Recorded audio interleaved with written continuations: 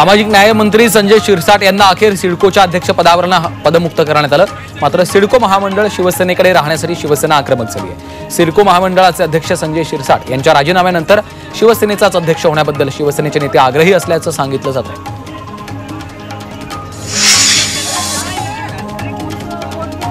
मुख्यमंत्री 20 ते 24 जानेवारीला दावोस दौऱ्यावर जाणार आहेत। 2018 नंतर फडणवीस प्रथमच दावोसला जात आहेत। फडणवीस वर्ल्ड इकॉनॉमिक फोरम मध्ये सहभागी होतील।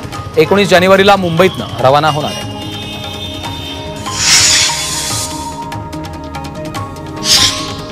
उपमुख्यमंत्री एकनाथ शिंदे महाराष्ट्रामध्ये आभार यात्रा काढणार आहेत। कोल्हापुरातनं आभार यात्रेला सुरुवात होणार आहे। जवळपास 2 महिने ही आभार यात्रा चालणार आहे। महाराष्ट्रात शिवसेनेची मोठ बांधण्याचा प्रयत्न यात्रेतून केला जातोय।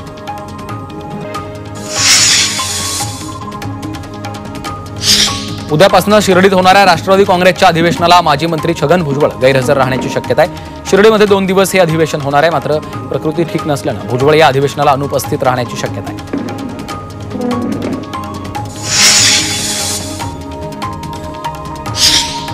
मुंबईत भाजप आणि राष्ट्रीय स्वयंसेवक संघाची बैठक आयोजित करण्यात आली आहे। उद्या आणि परवा अशी 2 दिवस ही बैठक होणार आहे। या बैठकीला भाजपचे सर्व मंत्री आणि संघाचे ज्येष्ठ पदाधिकारी उपस्थित असतील।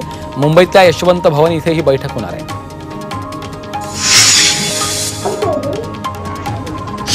सोलापूरमध्ये लोकसभा आणि विधानसभा निवडणुकीत कुणी श्रीरामाला तर कुणी कुराणला मतदान केल्याचं काँग्रेस खासदार प्रणिती शिंदेंनी म्हटलं।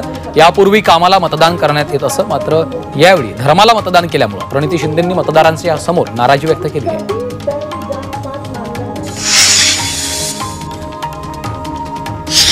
राष्ट्रवादी काँग्रेस शरदचंद्र पवार पक्षाचे खासदार धैर्यशील मोहिते पाटलांनी महायुतीकडनं सहकार्य मिळत असल्याची कबुली दिली। मात्र काही पराभूत उमेदवार काम करताना लुडबुड करतायत असा आरोप करत यावेळी पाटलांनी टोला लगावलाय।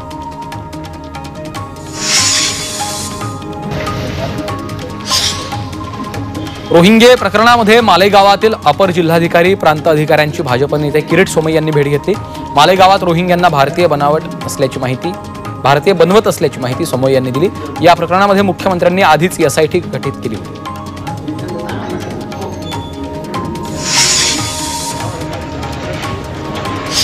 चंद्रपूर महाऔष्णिक वीज केंद्राच्या वाढत्या प्रदूषणाविरोधात सुधीर मुनगंटीवारांनी या प्रकल्पाची पाहणी केली आहे। अधिकाऱ्यांसोबत उच्चस्तरीय आढावा बैठकीत त्यांनी महत्त्वपूर्ण सूचना केल्यात। चंद्रपूरकरांनी वीज निर्मितीसाठी सहकार्य करायचं आणि सरकारनं चंद्रपूरकरांना माती खाऊ घालायची हे चालणार नाही असा इशारा त्यांनी दिला।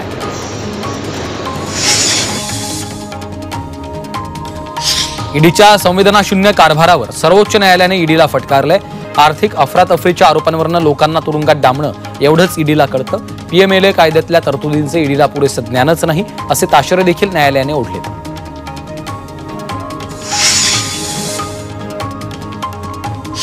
सैफ अली खानच्या जीवाला धोका असेल तर ते संरक्षण मागू शकतात अशी प्रतिक्रिया राज्यमंत्री योगेश कदमांनी दिली। तर सैफला कोणतीही धमकी आली नव्हती, त्यामुळे हा हल्ला कोणत्याही गँगशी संबंधित नव्हता असंही त्यांनी स्पष्ट केलं।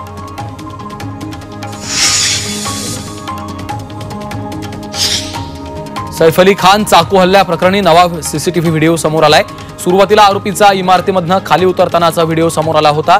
आता आरोपीचा इमारतीत वर चढतानाचा व्हिडिओ समोर आलाय। वेगवेगळी 20 पथकं आरोपीचा शोध घेत आहेत। दरम्यान आरोपी विरारला पळून गेल्याची माहिती आहे।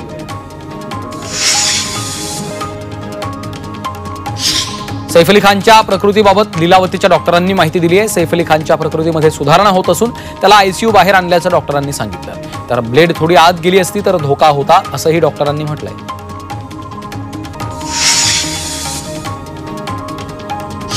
वाल्मिक कराडनं दाखल केलेल्या जामीन अर्जावर उद्या केज न्यायालयामध्ये सुनावणी होणार आहे। खंडणीच्या गुन्ह्यातील जामिनासाठी सुनावणी होणार आहे। तर संतोष देशमुख हत्येप्रकरणी अटकेत असलेल्या सुदर्शन घुले, सुधीर सांगळे, प्रतीक घुले यांच्यासह अन्य आरोपींची उद्या पोलीस कोठडी संपणार आहे।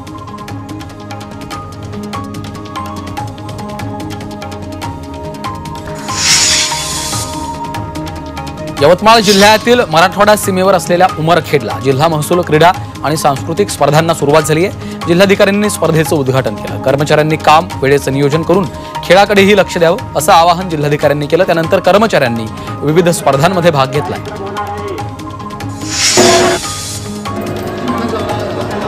जळगावच्या पारधीमधील सिद्धी महागणपती मंदिरात संकष्टीनिमित्त भाविकांनी गर्दी केली होती।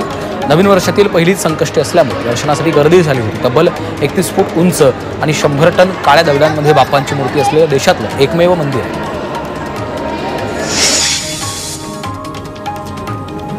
भारतातील 11 किल्ल्यांना आर्मीच्या जवानांनी भेट देऊन त्या ठिकाणचे पवित्र जल कलशात भरलं। तर हे कलश साताऱ्यातील छत्रपती शिवाजी महाराज संग्रहालयाच्या अभिरक्षकांकडे सुपूर्द करण्यात आले। त्यामुळे आजपासून शिवभक्तांना या कलशाचं दर्शन छत्रपती शिवाजी महाराज संग्रहालयात घेता येणार आहे।